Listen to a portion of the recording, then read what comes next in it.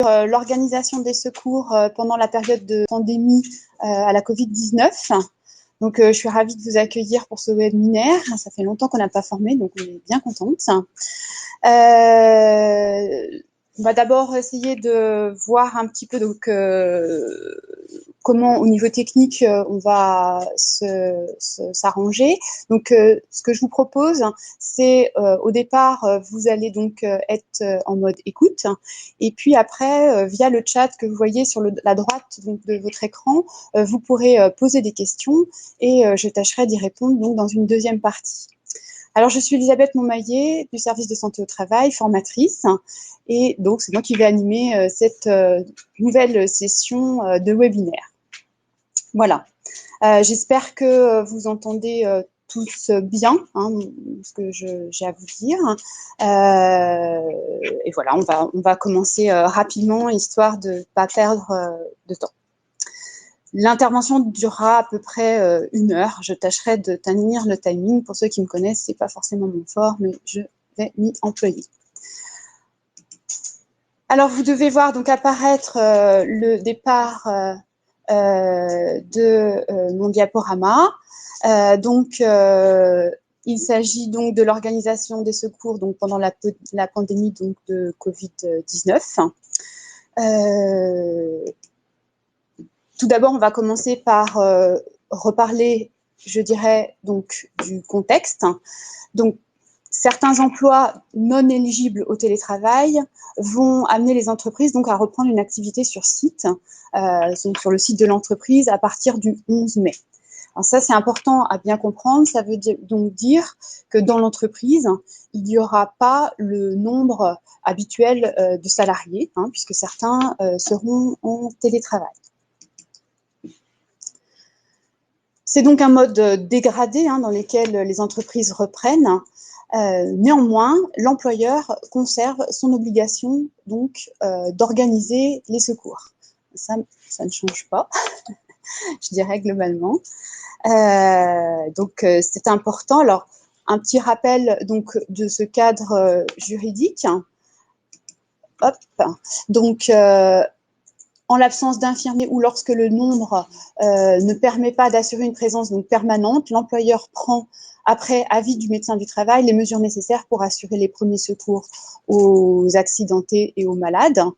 Ces mesures qui sont prises donc en liaison notamment avec les services de secours d'urgence extérieurs à l'entreprise sont adaptées bien sûr à la nature des risques.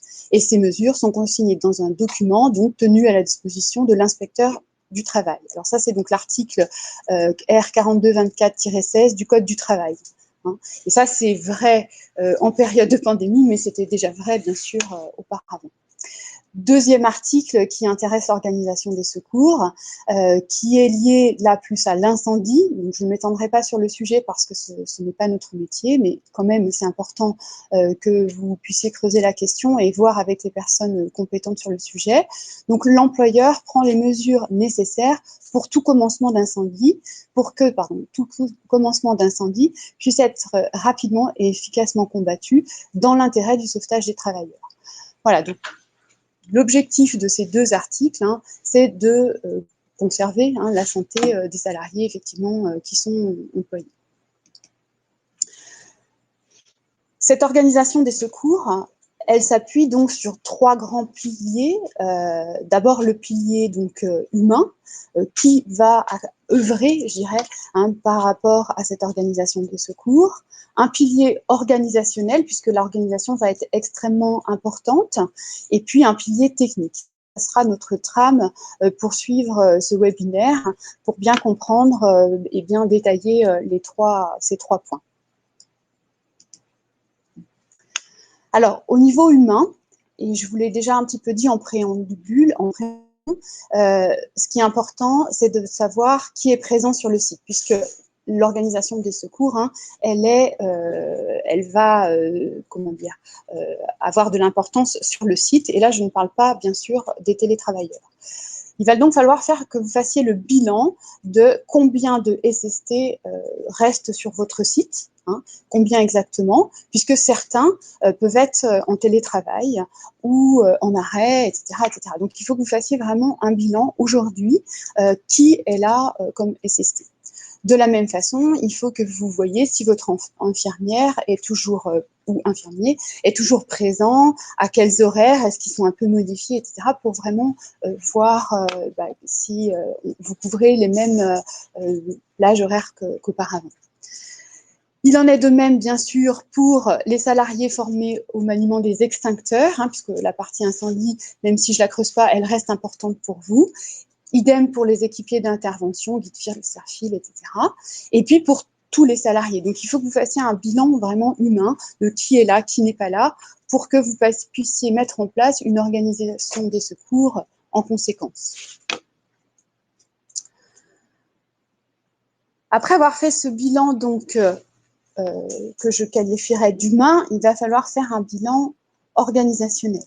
Alors, la porte d'entrée, c'est quand même le DERP, donc le document unique d'évaluation des risques professionnels, parce qu'il faut que vous fassiez l'inventaire de tous vos risques, mais ça, vous avez déjà dû le faire auparavant. Simplement, vous savez, et mes collègues ont fait des webinaires sur le sujet, alors j'essaye de... Donc c'était le webinaire numéro 3, hein, Covid-19 et mise à jour du document unique. Donc vous avez dû créer des annexes, enfin une annexe hein, par rapport au Covid-19. Donc c'est vraiment votre porte d'entrée, il faut commencer par là, pour que vous puissiez mettre une organisation des secours en fonction des risques présents dans votre entreprise. Donc première chose à faire. Ensuite, c'est la partie répartition humaine, c'est ce qu'on disait. Peut-être vous êtes installé sur donc, plusieurs étages, plusieurs bâtiments. Donc, il va falloir que vous voyez, est-ce que sur l'étage 1, est-ce que sur l'étage 2, est-ce que sur l'étage 3, j'ai suffisamment de monde dans l'atelier XY, etc. Donc, il faut vraiment que vous arriviez à faire une cartographie, donc cartographie de vos SST, certes, mais aussi de vos guide-fils, vos serre-fils, des personnes qui manipulent les extincteurs, etc. Je vous conseille vraiment de refaire de la cartographie pour que vous puissiez prouver que vous avez fait le nécessaire. Alors ensuite, l'identification effectivement des acteurs est importante puisque comme vous n'êtes pas en situation normale, vous pouvez avoir des personnes qui d'habitude sont SST, sont plus souvent appelées en première ligne parce qu'elles ont un secteur géographique qui s'y prête ou je ne sais quoi. Ces personnes-là peut-être sont en télétravail. Donc il va falloir identifier les SST qui restent pour que les collègues puissent se tourner vers eux facilement et idem pour vos autres intervenants équipiers d'intervention, etc. Voilà, donc l'identification reste quelque chose d'extrêmement important pour que ce soit cohérent. Dans cette partie organisationnelle, bien sûr, il y a les conduites à tenir claires et partagées. Et c'est peut-être là-dessus je vais le plus insister. C'est pourquoi je vais traiter d'abord l'information aux nouveaux venus et je reviendrai sur les conduites claires et partagées après. Peut-être pendant cette période de pandémie, vous avez employer de nouveaux salariés, je ne sais pas, vous fabriquez des masques par exemple, et donc vous avez dû embaucher un certain nombre de salariés. Il faut absolument que ces nouveaux salariés soient bien au courant de vos conduites à tenir, etc. Donc il faut vraiment soigner la communication par rapport à ça pour que personne ignore quelle est l'organisation des secours de votre entreprise. Vous voyez que je n'ai pas retenu les exercices réguliers parce que je pense qu'en ce moment, vous avez peut-être d'autres choses à voir. Après, si vous avez le temps de le faire, c'est toujours mieux, mais je ne vais pas insister sur le sujet. Donc, je vais donc zoomer sur cette partie conduite à tenir, donc claire et partagée. Alors donc, par rapport à cette conduite à tenir, l'objectif général est bien de limiter, si possible, les contacts entre la victime et les secouristes et renforcer les mesures d'hygiène, globalement, mais particulièrement avec les secouristes. Pour ça, donc, on va demander aux secouristes de respecter strictement les consignes de secours qui sont applicables dans l'entreprise, d'où l'importance de les avoir bien écrites avant. Qu'est-ce qui est demandé aux secouristes d'autre part? Le SST portera les gants et si possible un masque chirurgical mis à disposition par son employeur. Alors ça, c'est important. La deuxième phrase est importante aussi. En cas de détresse vitale, les gestes de secours ne devront pas être retardés par la mise en place des gants et du masque. Donc ça veut dire quoi? Ça veut dire que si vous enfermez vos gants et vos masques dans une pharmacie qui se trouve assez loin du poste de travail d'où est la victime, où est le secouriste du travail, forcément, il n'arrivera pas ganté, masqué sur le lieu de l'accident. Donc peut-être que ce serait intéressant d'équiper d'ores et déjà, de donner d'ores et déjà à vos secouristes le nécessaire pour que, effectivement, s'ils ont des gestes à faire de secours pour une détresse vitale, ils puissent être opérationnels de suite. Dans tous les cas, donc, le SST et les témoins devront veiller donc à bien se laver les mains après l'intervention et notamment bien après le retrait des gants. Alors par rapport à ça, je vous renvoie donc au webinaire que mes collègues ont animé, notamment le deuxième webinaire qui était Covid-19 et utilisation des EPI, ou le cinquième, comment bien utiliser les masques et les gants, ou encore les tutos, comment porter et enlever un masque en toute sécurité, comment retirer ses gants sans risque, se laver efficacement les mains, etc. Voilà. Donc je ne vais pas revenir dessus puisque mes collègues ont déjà approfondi le sujet. Voilà, donc ça c'est quelque chose effectivement d'important. Au niveau organisationnel, ce qui est important aussi est toujours dans l'idée de la protection, mais cette fois-ci de la victime. Alors, on le fera effectivement sur une victime qui répond, mais par contre, elle présente un malaise avec des sensations de fièvre et des signes de respiration, des signes respiratoires, par exemple, toux, etc. Donc, on suspecte potentiellement que cette personne est porteur de la Covid-19. Donc, si l'entreprise en dispose, le SST demandera à la victime de s'équiper d'un masque. Ce qu'il faut bien comprendre, c'est que le mieux, ça reste la distanciation sociale ou la distanciation physique, mais si c'est pas possible, forcément, on en vient aux EPI, conformément aux principes généraux de prévention.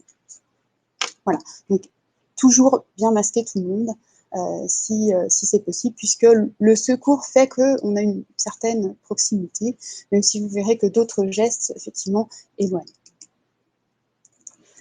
Alors au niveau organisationnel, toujours, et je reste dans la prise en charge d'un salarié potentiellement contaminé à la Covid-19. Donc si ce salarié présente fièvre, toux, essoufflement, il y aura 2 conduites à tenir possibles qui dépendront finalement de son état et de la gravité des symptômes qu'il présente.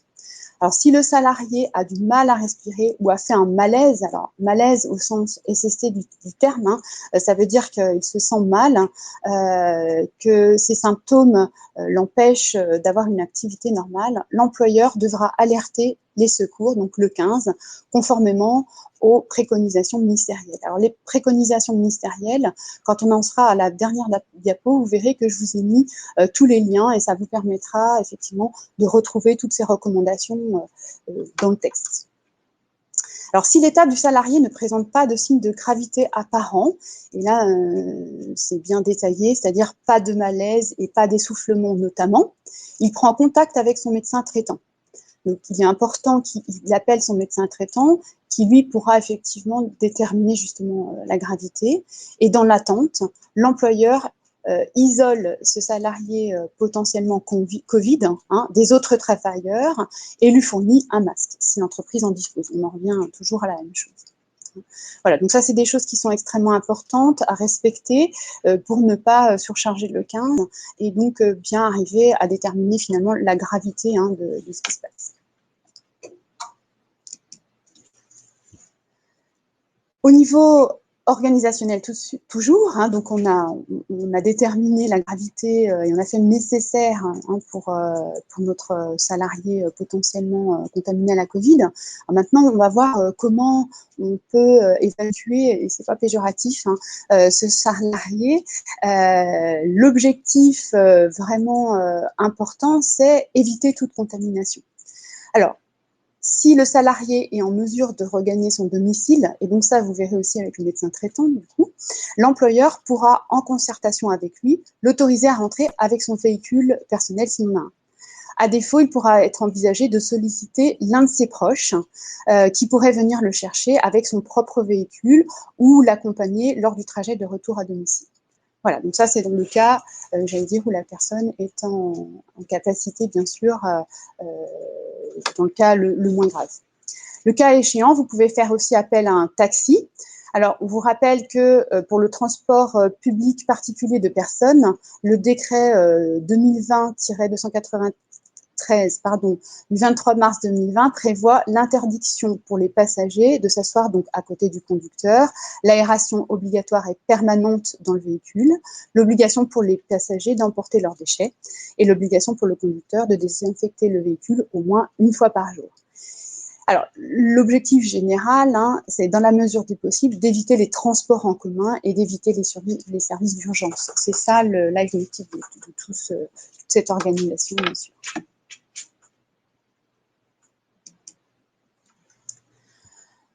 Protection aval. Maintenant, le salarié potentiellement contaminé est donc parti. Donc, après la prise en charge de la personne, prévenez le service de santé au travail et suivez, bien sûr, c'est les consignes qu'ils vous auront données, y compris pour l'hygiène du poste de travail et le suivi des salariés, puis informer effectivement le supérieur hiérarchique. Il faut que ça soit su dans l'entreprise pour que vous puissiez prendre les dispositions nécessaires. Même si le SST doit agir au plus vite quand ça arrive, il faut absolument qu'il fasse remonter l'information à l'employeur. Je rappelle que c'est lui qui en est responsable. Si le cas Covid est confirmé, organisez en lien avec notre service de santé au travail les mesures à mettre en œuvre. Donc, concernant le balisage, l'identification des contacts et la mise en quatorzaine des contacts. Voilà. Donc ça, on est bien d'accord que c'est dans un deuxième temps, une fois que le salarié est parti. Par contre, c'est primordial pour qu'on puisse justement éviter une contamination plus large, etc.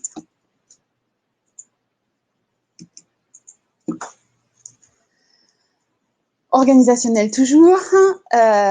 Si la victime présente des signes, si la victime, ne répond pas, donc le SST va devoir rechercher des signes de respiration. Et là, par contre, le SST regarde si le ventre ou la poitrine de la victime se soulève. Alors, la différence par rapport à avant, c'est que le secouriste ne doit pas placer sa joue contre, je dirais, la bouche, son oreille, contre la bouche de la victime pour à la fois sentir et entendre le souffle. Il devra donc se placer à distance et simplement regarder si le ventre et la poitrine de la victime se soulèvent et ce sera suffisant. Tout ça dans l'objectif de garder les gestes barrières.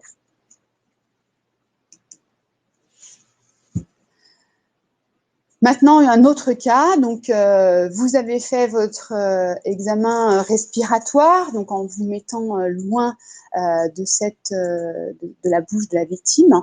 Malheureusement, la victime ne répond pas et ne respire pas. Il y a bien les deux. Donc, lorsqu'il s'agit d'un adulte, le SST pratique uniquement les compressions thoraciques. On ne va donc absolument pas faire de bouche à bouche, toujours pour garder cette distanciation sociale. Lorsqu'il s'agit d'un enfant ou d'un nourrisson, donc je pense aux crèches, etc., le SST pratique des compressions thoraciques et le bouche à bouche, conformément bien sûr aux recommandations de l'ICOR. Ce dernier peut ne pas être réalisé, donc ça veut dire quoi? Ça veut dire qu'on peut, même dans le cas d'un enfant ou d'un nourrisson, ne pas pratiquer le bouche à bouche. Bien sûr, par contre, on fera le massage cardiaque. En cas de traumatisme facial, de vomissement, de répulsion de la part du SST. Donc, vraiment, il faut que vous sentiez à l'aise par rapport à ça. Pour l'adulte, pas du tout que du massage, pas du tout d'insufflation. Pour l'enfant, si vous pouvez le faire, vous faites les insufflations. Vous ne pouvez pas le faire, eh bien tant pis. L'alerte des secours et l'utilisation du défibrillateur sont bien sûr inchangés. Voilà pour la partie organisationnelle. On en arrive donc maintenant à la partie technique. Alors, au niveau de la partie technique, la première des choses qui va être à mettre en place, c'est la signalisation. Peut-être avez-vous changé, par exemple, vos parcours au sein de l'entreprise. Il va donc falloir remettre une signalisation pour indiquer les nouveaux sens de circulation, etc. Donc, il faut absolument que vous soigniez cette signalisation pour que les salariés ne soient pas en faute, alors que rien ne leur indique qu'ils doivent faire comme ceci ou comme cela. Donc, vraiment, la signalisation est la première des choses à faire. Donc, le plan d'évacuation, vous vous en doutez, si vous avez changé vos sens de circulation, c'est pareil, il va falloir modifier votre plan d'évacuation.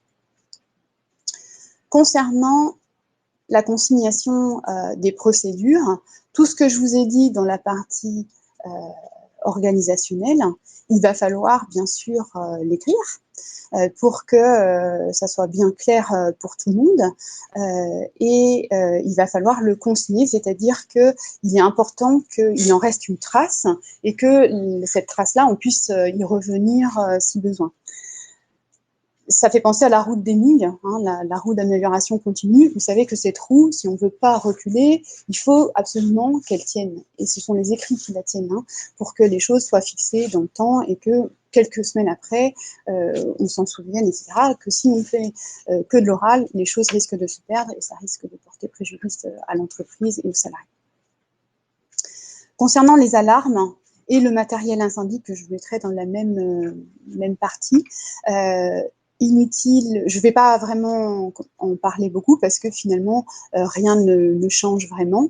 La seule chose que sur laquelle je vais vous mettre en garde, c'est que vos alarmes et votre matériel incendie n'ont pas été utilisés pendant un certain temps, donc vérifiez que tout fonctionne toujours au cas où. Voilà. Je vais plus m'attarder donc sur la partie trousse de secours et matériel de secours, parce qu'effectivement, là, j'ai peut-être plus de choses à vous dire. Dans cette trousse de secours, il va falloir absolument rajouter gel hydroalcoolique, gants à usage unique et masque. Avec toujours cette même consigne, en cas de détresse vitale, les gestes de secours ne devront pas être retardés par la mise en place des gants et des masques. Donc, je reprends un peu ce qu'on disait tout à l'heure, hein, mais il est extrêmement important que vous trouviez une technique qui vous permet de faire en sorte que les salariés, les SST, les aient tout de suite pour ne pas perdre de temps. Alors, vous voyez, j'ai mis un petit attention en dessous. Attention, l'employeur devra s'assurer que ces derniers ont été formés à leur utilisation. Donc, allez bien voir les tutos de mes collègues pour que, effectivement, gants et masques soient utilisés correctement, mis correctement, mais aussi enlevés correctement, parce que ça serait dommage d'avoir mis des gants et de mal les enlever et ensuite risquer effectivement d'être contaminé. En termes donc de sources, voilà toutes les sources que j'ai utilisées donc pour vous préparer cette petite information hein, sur l'organisation des secours et le Covid-19. Donc l'INRS est un support intéressant, le Code du travail bien sûr et le site gouvernemental. Ainsi que le site MT71 sur lequel vous retrouvez les webinaires de mes collègues, les tutoriels, etc. Voilà, moi je vous ai dit à peu près tout ce que je souhaitais vous dire sur le sujet. Donc maintenant on va passer à la partie questions. Hein, n'hésitez pas à bien poser vos questions, j'espère que j'ai été à peu près claire. Alors, je vais donc fermer ce diaporama. J'ai deux questions. Alors, pour l'instant, je ne les vois pas, mais je me doute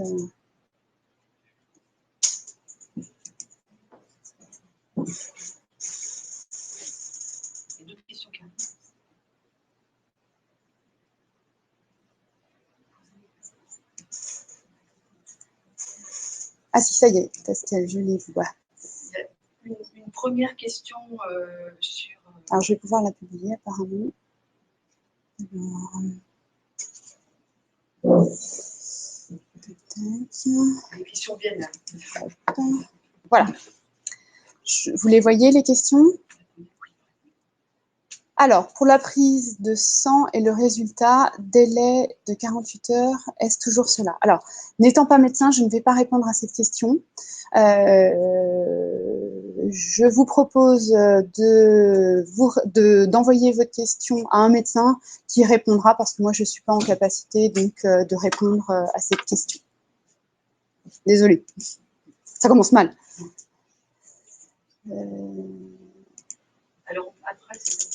Alors après, c'est bien le SST qui prend contact avec le médecin du salarié.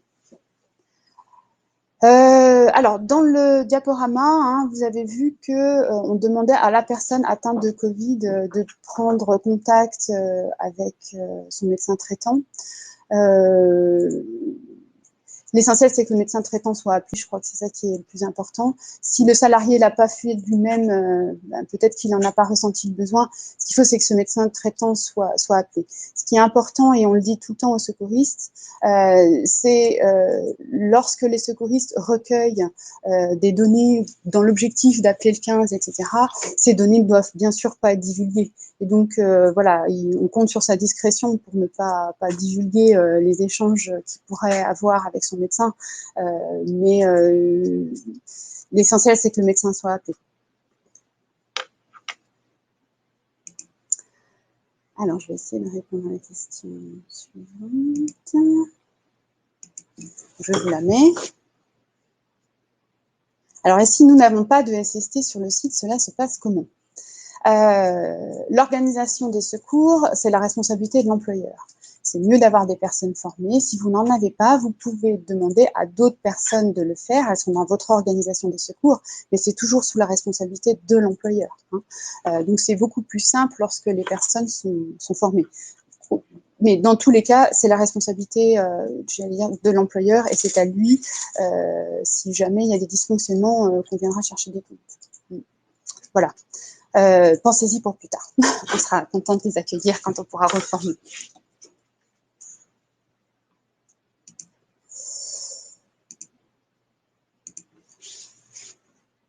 Alors, existe-t-il des normes spécifiques pour les gants à mettre à disposition des SST? Alors, il n'y a rien de dit concernant les gants pour les SST. Ceci dit, je vous renvoie au... Voilà, l'idéal, c'est donc des gants nitriles, norme CE. Je vous renvoie donc au webinaire de mes collègues qui ont déjà répondu à cette question et je préfère ne pas, reprendre ce qu'ils ont déjà dit et ils maîtrisent ça certainement beaucoup mieux que moi, donc je préfère que ce soit eux qui répondent à cette question. Mais il n'y a pas de spécificité SST par rapport aux gants, non.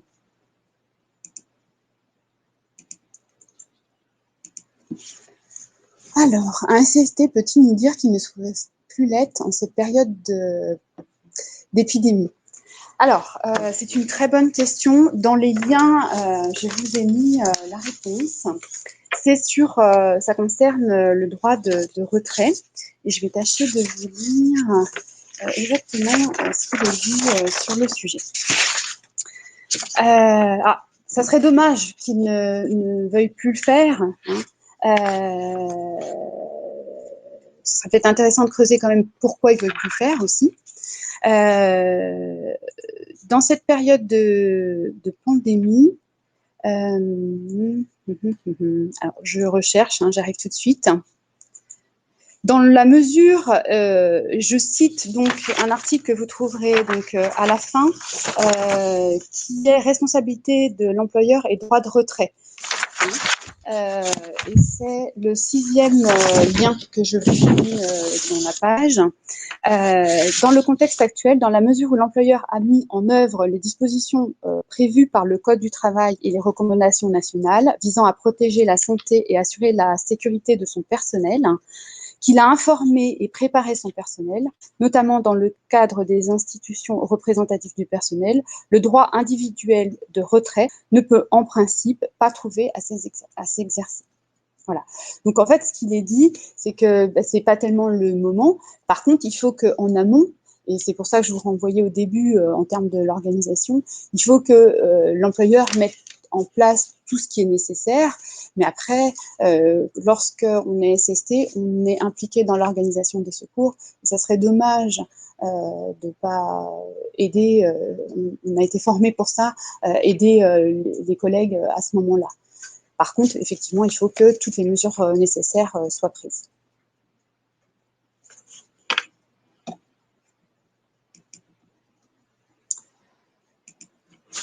Voilà, j'ai fait le tour des questions, donc n'hésitez pas à en poser d'autres si vous en avez encore.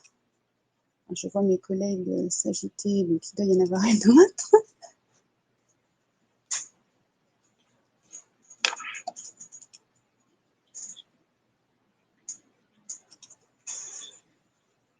Alors, je publie votre question. Alors, en cas de contamination d'un salarié dans un atelier, devons-nous mettre en quatorzaine tous les salariés du même atelier? Je m'excuse, il n'y a pas de problème. Je lis tout du coup à haute voix, excusez-moi.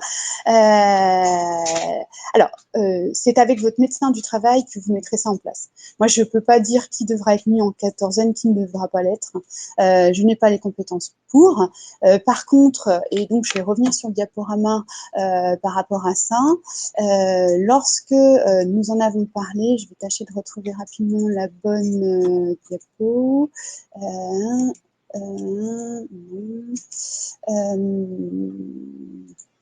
Ici, j'y arrive. Voilà. Après la prise en charge de la personne, prévenez le service de santé au travail et suivre ses consignes, y compris pour l'hygiène du poste de travail et le suivi des salariés, puis informer le supérieur hiérarchique. Si le cas Covid est confirmé, organisez en lien avec le service de santé au travail les mesures à mettre en œuvre. Donc, je dirais que en tant qu'entreprise, vous suivrez les recommandations qui vous seront données par votre médecin du travail, chacun son rôle, voilà, vous n'avez pas à vous inquiéter de ça, c'est avec votre médecin du travail, il va vous guider par rapport à ça. Voilà. J'espère à peu près avoir répondu à votre question, hein, mais c'est vraiment le plus important. Alors, effectivement, dans la dernière page, vous allez retrouver, si vous avez d'autres questions, allez-y, hein, mettez-les en attendant. Vous allez retrouver les coordonnées de la cellule Covid-19. Donc, je vous laisse aller sur le site du service de santé au travail, www.mt71.fr. Sur le site, sur la page d'accueil, vous retrouverez à la fois donc les coordonnées de la cellule Covid qui pourra répondre à vos questions ou par mail ou par téléphone. Et également, vous retrouverez tous les webinaires et tutos de mes collègues pour compléter ce que j'ai dit aujourd'hui, notamment le port, les EPI, etc., etc. Pas de nouvelles questions? Eh bien, voilà, j'ai fait le tour de ce que j'étais en capacité de vous apporter. Alors, bientôt, en un nouveau webinaire, il est en cours de développement. On a fait un webinaire donc pour vos SST. Dans ce webinaire, il y aura donc deux parties. Une partie donc sur la Covid-19 et les gestes de secours principalement, et une deuxième partie donc révision qui sera assez interactive, hein, puisqu'on a prévu des questions, des réponses, etc. Ces questions porteront sur le cours SST en général, mais aussi sur la partie Covid, voir si ce qui a été dit en amont n'est pas ressorti avant la fin du webinaire. Ce sera par contre un webinaire qui sera beaucoup plus long pour que effectivement on puisse balayer toutes les compétences du sauveteur secouriste du travail qui vont donc de la prévention jusqu'au secours en passant par la protection, l'alerte et l'examen. Voilà, bah écoutez, je vous remercie beaucoup pour votre écoute. J'espère que je vous ai apporté un certain nombre de réponses. Ah, il y a une autre question, me dit-on. Ah non. Écoutez, je vous remercie pour ce webinaire. J'espère que vous avoir apporté des réponses. S'il y a d'autres questions, n'hésitez pas à nous contacter, notamment des questions peut-être plus précises par rapport à votre entreprise. On tâchera d'y répondre dans les meilleurs délais. Merci et puis bonne journée à tous. Au revoir.